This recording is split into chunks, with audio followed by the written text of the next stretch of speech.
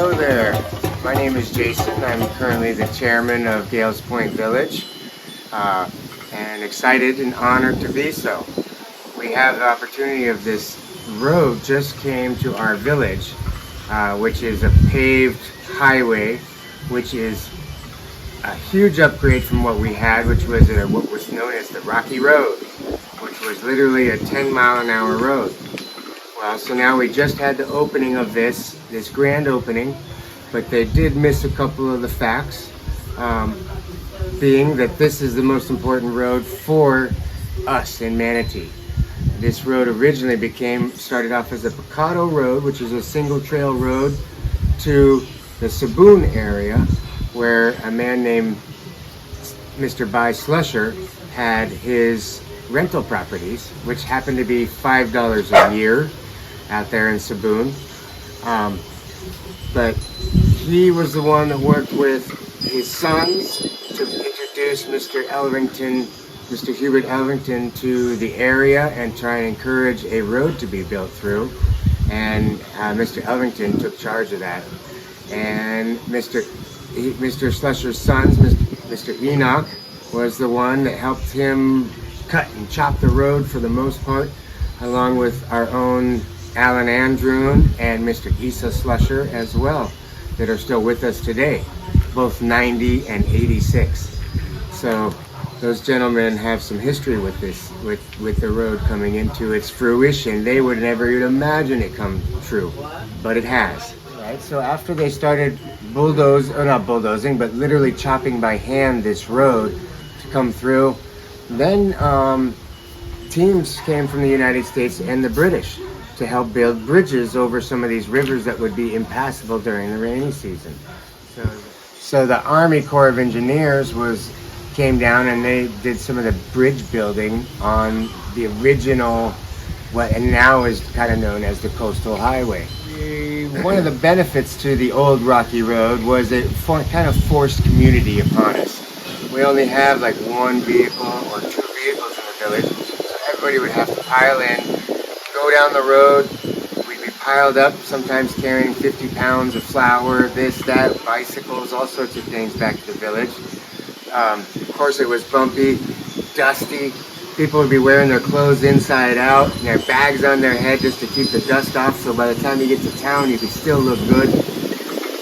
So lots of little challenges. I even had to break up dirt bikes. That road was so rough. So one of the benefits of that dirty, dusty, bumpy road was it pretty much kept people out of the village, and it kept us kind of stranded back here, especially with no public bus system. You would have to either paddle to Belize City, which would take a day. So pretty much everybody just kind of isolated themselves here, which has been known now as a marooned Creole community. And maroon means they've just kind of been separated from society and chosen not to go back, and they found a way to survive there living on the land.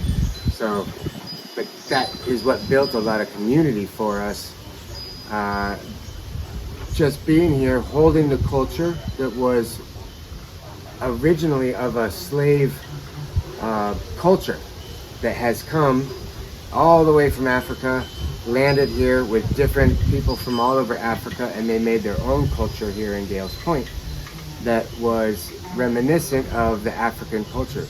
We still have many of those traditions today because we were marooned and they kept them. Mostly the drumming. We have our own Gales Point unique sound and dance. Lots of traditional foods that are known for this area. And it's kind of the root. This is the oldest village in all of Gales Point, the oldest people. So a lot of the culture and history that is in Belize came from this village, which is why another reason this road has been so important, that now that will tie in and we can start exposing this culture, this rich history that is possible through. Now we will have small restaurants with all those same cooking. We're professional fire hearth cooks, which allows for that unique flavor to come upon your beans and rice that's only there when it's cooked that way. Lots of ecotourism. This area is amazing for the amount of biodiversity here. 7 endangered species, including the manatees and 3 different types of sea turtle. We are the home of the manatee. They come here, they breed here. We actually have a geothermal area where it stays warm, that the parents will have their babies and hang out around there. They get fresh water from the 5 different rivers that come into this lagoon. So yeah, and we have plenty of seagrass for them to eat and the turtles to eat. So that is kind of what our lagoon is famous for, as being a nursery and a breeding ground for all these amazing animals to interact together. One of the greatest talents to the local people that are here is the use of the natural things that are around you. By being marooned, you understand where to get your water, where to get your food, how to hunt, how to get your medicine from the different trees. Because all that's been passed down and shared, and now with the other cultures all coming together, we're getting a lot more insight into those types of products that can really help people heal themselves right naturally. Right, so now you can kind of see why this road is going to be a new lifeline for us. From the population getting as low as 300 here when it used to be over 3,000.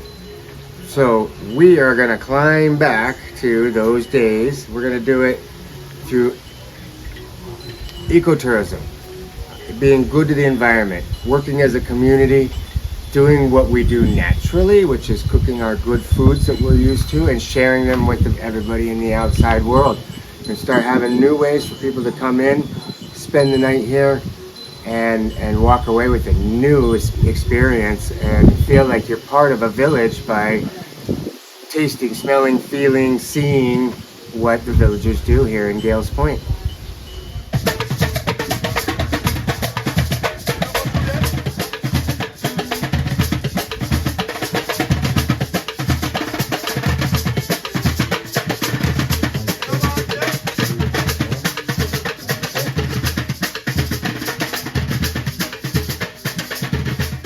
I want to also acknowledge my wonderful constituents of Gales Point, Manatee. I know you are out here this morning in your numbers. And we want to acknowledge Mr. Jason Alshaf, the chairman. Hi, Jay. Morning. Good morning. And we want to acknowledge Miss Shelley Andrewin and Miss Ione and all our Belizean patriots of Gales Point, Manatee. And I'll tell everybody a little secret this morning. This highway, or this road, even before it became a highway, has always been known to me as the Manatee Road. And it will always be known to me as the Manatee Road. And I'm not going to change that. I'm not going to change that for nothing, for nada. And I want to acknowledge everybody. Some of the patriots who have gone before. Let's acknowledge some of our Gales Point patriots. Mr. Walter Goff, Sir George Brown, Hubert Elrington. We're all Belizean. We acknowledge our patriots who have gone before. Miss Ione Samuels, Kevin Andrewin, Shelley Andrewin, our village leaders who, through this road, will be able to enjoy the tourism and visits to this part of the country.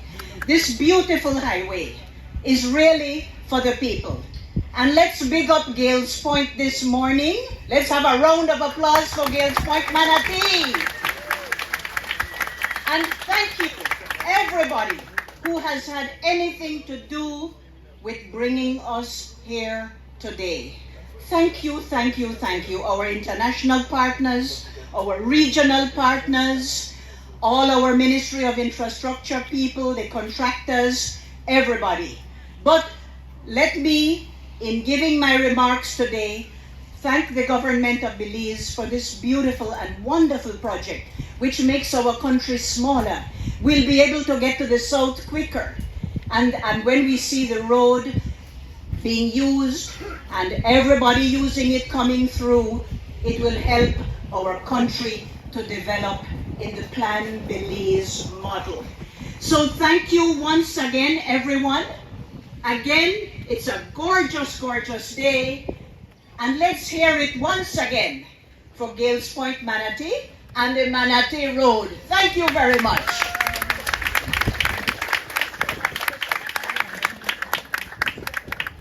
From the South too, and I'm an honorary member of the South. Good morning, Minister Julius, Minister Rodwell, Minister Dolores, Minister Zabane, Minister Oscar Kenya, the little big man. Welcome. Thanks for having me, Minister Julius, and members of the head table, CEOs, folks representing the British High Commission and the CDB, Taiwanese Ambassador, Her Excellency, and all of our friends from the ministry and all our friends from the South, from Gales Point Manatee. I want to thank you very much for having me here. This is a very, very big deal. This will open up opportunities like never before, not only because we'll be able to get to the South quicker and easier, although we welcome that very much, but it also creates opportunities for farmers to be able to deliver their produce to the market in the easiest, quickest, most reliable, cheapest way. So they won't have any excuses. And now we can also come to Gales Point Manatee far more often, easier, quicker, more comfortably, and we won't have any excuses, including myself, because it's been a while since I've come. So I've already guaranteed our folks from Gales Point Manatee that we are going to be here pretty soon, Minister Dolores.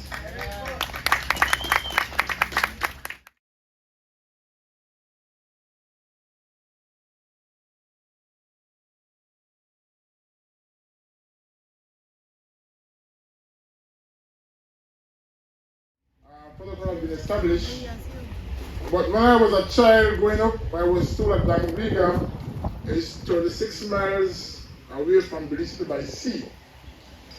So I used to wonder why I have to travel 105 miles from Dangriga to Belize City.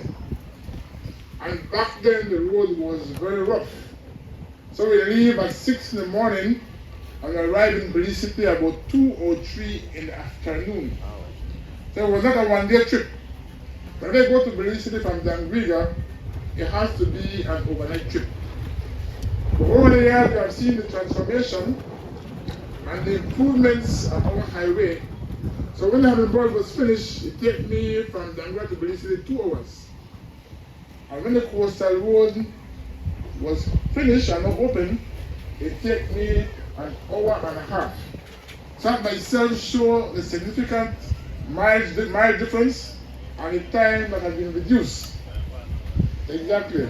So when I go to Orange Water Corozal, FinSec, one time I used to spend over my budget for fuel. But now with the road, I'm within my limit, and I can run the month with the fuel to give me. So This project, funded with resources from the Caribbean Development Bank and the United Kingdom Caribbean Infrastructure Partnership Fund, marks a significant milestone in the development of Belize's infrastructure and serves as a testament to the fruitful partnership between CDB, the government of Belize, and our long-standing development partners at the United Kingdom Foreign, Commonwealth and Development Office. First and foremost, I would like to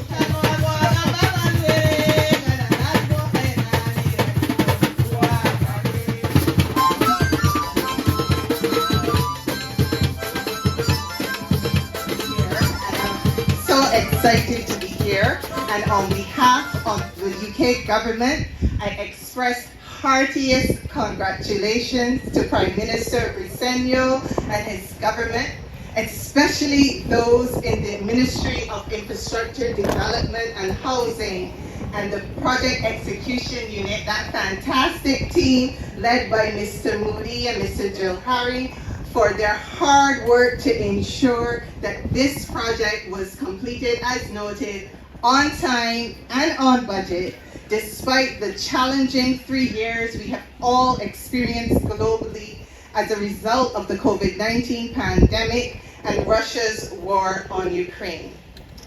We also applaud our implementing partners, the Caribbean Development Bank, the supervisory consultant team, and the contractor, who have all played a critical part in the successful delivery of this project. Congratulations. Indeed, this is a significant achievement that should be highlighted and applauded, as it marks the first infrastructure project to be completed in our entire UKSIF program portfolio, which is our flagship program in the Caribbean, covering 8 countries and 1 overseas territory. Honorable Prime Minister, representative of the British High Commission, representative of the CDP, honorable cabinet colleagues, distinguished representatives of your valuable funding partners, guests, and beloved Belizeans. Today we gather to inaugurate the long-awaited 6-road coastal highway upgrading project. A project started by the previous administration. This road is not a red road. It is not a blue road. It is a Belizean road. Good morning, everybody. And it's certainly always a pleasure to be outside of the office, to be out meeting with Belizeans all across the country. Because I've always been complaining that if there's one thing I don't like about my work, is that it locks me up in an office just with endless meetings. But today is a wonderful day to be able to come here as Belizeans all and your government, to be able to celebrate a milestone in the development of this country. Now we know that, and I want to put that on record to our representatives from the UK, to Ms. Clark and to Ms. Sharon, that the People's United Party has always supported this project. We did raise some concerns back then when during the tendering process. But as Shakespeare once wrote, all's well that ends well. And I want to congratulate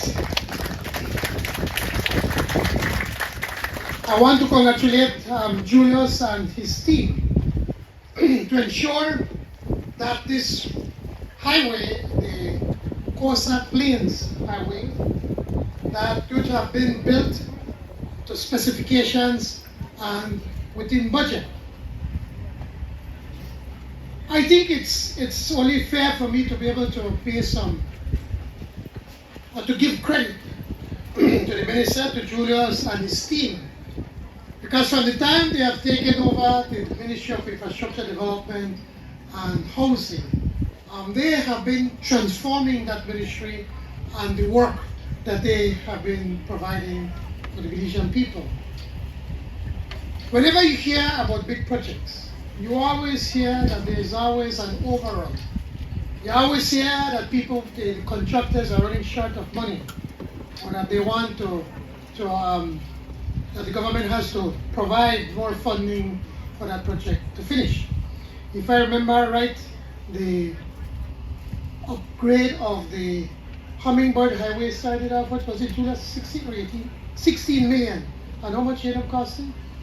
58. It started from 16 and we finished costing us $58 million. Now Julius and his team have taken the opposite approach.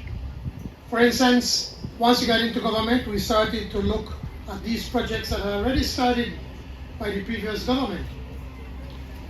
Now, unlike other governments, we felt that we have a responsibility to ensure that whatever has been started before, that we need to finish it. And if you can do it within the budget and with the specifications, excellent. And if we can do it by even saving some funding and doing even more, that would be even better for the Belizean people. One of the first things that Julius did with his team was to look at the Caracol Road. Again, that's another mega project that we have. And by looking at the designs and making certain changes within the designs, Julius managed to save the people of this country, him and his team, over $25 million.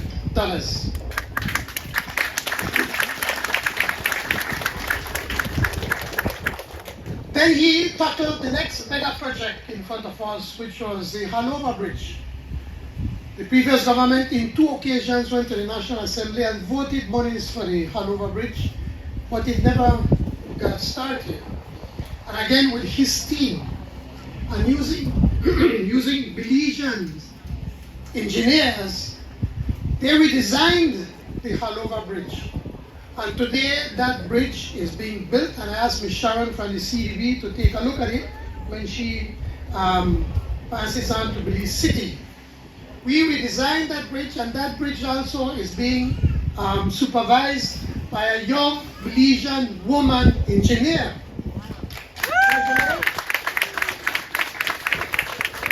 And it's quite a marvel when you see that bridge that is being built as it is. And with his team, Julius has managed to save the Belizean people another $30 million.